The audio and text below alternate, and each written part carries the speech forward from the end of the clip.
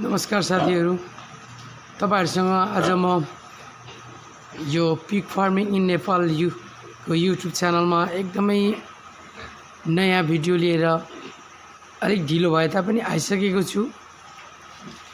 आज चाहिँ म विशेष गरेर यो हाम्रो बङ्गुर खोरलाई कसरी सरसफाई र झिगा भन्किन नदिन र यसलाई रोगहरूबाट एकदमै राम्रो सुरक्षित राख्नलाई चाहिँ के कुराहरुमा ध्यान दिनुपर्छ भन्ने कुरामा चाहिँ म तपाईलाई एकदमै बताउन गइराखेको छु। जस्तो कि यो हाम्रो लाइनमा चाहिँ तपाईको यस लाइनमा चाहिँ एकदमै प्रेग्नेन्ट माउहरू बस्ने एरिया हो, यो लाइन हो।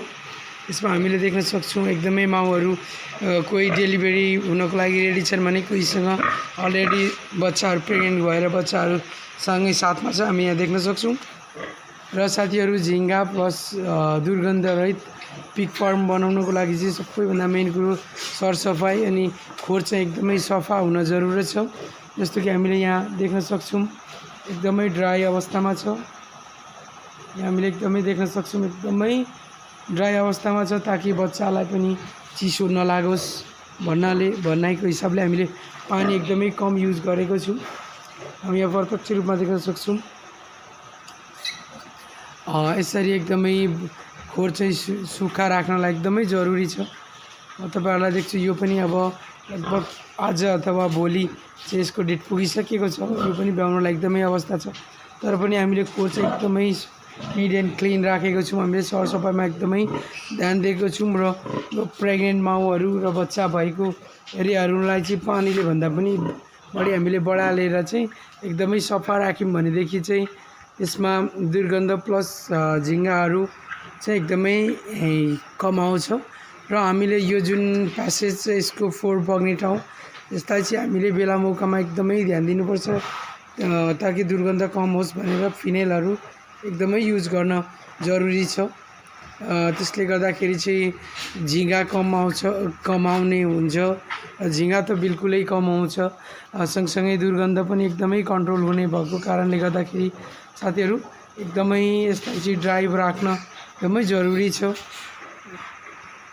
हामीले यहाँ पनि देख्न सक्छौं एकदमै ड्राई अवस्थामा छ। यस पाठापाठीहरू बस्ने ठाउँहरू एकदमै ड्राई अवस्थामा छ, किनभने ड्राई अवस्थामा राख्न एकदमै जरुरी छ। त्यसमा विभिन्न फाइदाहरू छ। बङ्गुरलाई एकदमै रोग पनि लाग्दैन। दोस्रो कुरो के त भन्दाखेरि तपाईको दोस्रो कुरा चाहिँ झिंगाहरूले जति दुःख दिन्थ्यो त्यो एकदमै दिँदैन। हामीले यहाँ देख्न सकिरहेका छौं एकदमै निट एन्ड क्लिन अवस्थामा छ। पिग फार्मिङ एकदमै सजिलो पेशा चाहिँ बिल्कुलै होइन।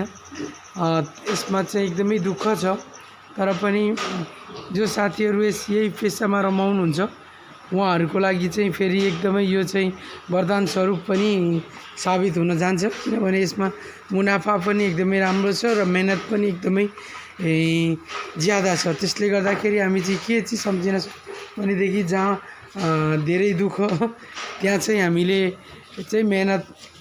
जति मेहनत गर्यौं त्यही संसारको फल लिन सक्छौं भन्ने चाहिँ हाम्रो यो कृषक साथीहरूलाई म बताउन गइराखेको छु। यहाँ हामीले देख्न सक्छौं एकदमै राम्रो अवस्थामा बच्चाहरू छ, सुतिराखेको छ। माउ पनि एकदमै हेल्दी छ। यहाँ हामीले देख्न गइराखेको छौं। यहाँ प्रत्यक्ष हेर्न सकिन्छ एकदमै माउ प्लस बच्चाहरू एकदमै हेल्दी अवस्थामा छ।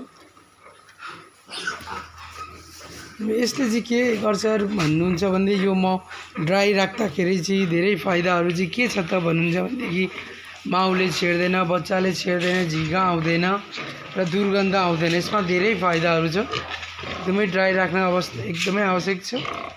हामीले यहाँ देख्न सक्छौं एकदमै मजाले सुतिराखेको छ बच्चाहरू ड्राई प्लेसमा। यहाँ हामीले अर्को ठाउँ पनि देख्न सक्छौं एकदमै मजाले सुतिरहेको छ। के त भन्दाखेरिदेखि यो हाम्रो बच्चा भएको ठाउँहरू चाहिँ एकदमै सुरक्षित हुनलाई जरुरी छ। र हामीले यहाँ देख्न सक्छौं हामीले केजमा राखेको बङ्गुरहरूलाई पनि विशेष गरेर सरसफाइमा एकदमै ध्यान दिनुपर्छ र बेला मौकामा यसको जुन यो प्यासेज एरिया हुन्छ जुन चाहिँ फोहोर बग्ने ठाउँ त्यसलाई पनि एकदमै सरसफाइ राख्न जरुरी छ। यहाँ देख्न सकिन्छ एकदमै क्लिन छ। यसलाई बेला मौकामा भन्दा पनि हप्तामा एकचोटि अनिवार्य रूपमा फिनेल लाएर साफ गर्नुभयो। अनि यसमा चाहिँ तपाईँको यसमा चाहिँ त्यो लेउ बस्छ र लेउ पनि एकदमै जोखिमपूर्ण हुन्छ। त्यो लेउ लाएर चाहिँ फ्याँक्नलाई पनि एकदमै महत्त्वपूर्ण हुन्छ र त्यसलाई पनि एकदमै सफा गरिराख्नुपर्ने जरुरत देखिन्छ। जति सफा राख्नुभयो आफ्नो प्लेटफर्म त्यति नै आफूलाई काम गर्नलाई पनि आफू पनि स्वस्थ हुन्छ। सँगसँगै बङ्गुरको खोरमा आउँदा दुर्गन्ध रहित र हरेक चिजहरू चाहिँ तपाईँलाई पनि काम गर्न सरसफाइ भयो भने हरेक चिज गर्नलाई तपाईँलाई पनि एकदमै मनदेखि नै आउँछ। र सरसफाइ राख्नु नै सबैभन्दा पिग फार्मिङको च्यालेन्जिङ जब हो।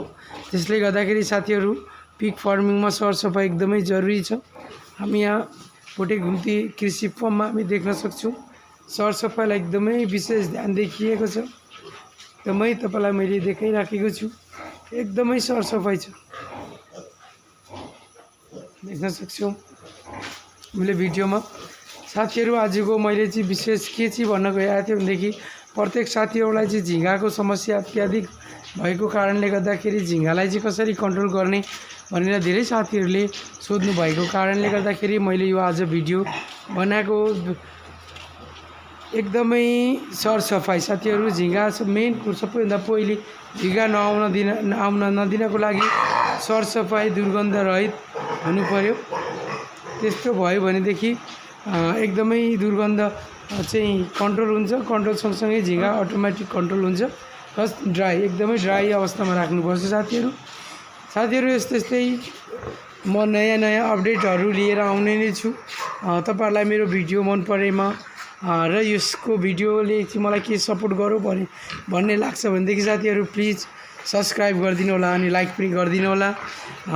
फेरि म अर्को भिडियो लिएर आउने बाचासहित अहिले यस भिडियोबाट बिदा हुन चाहन्छु। नमस्कार।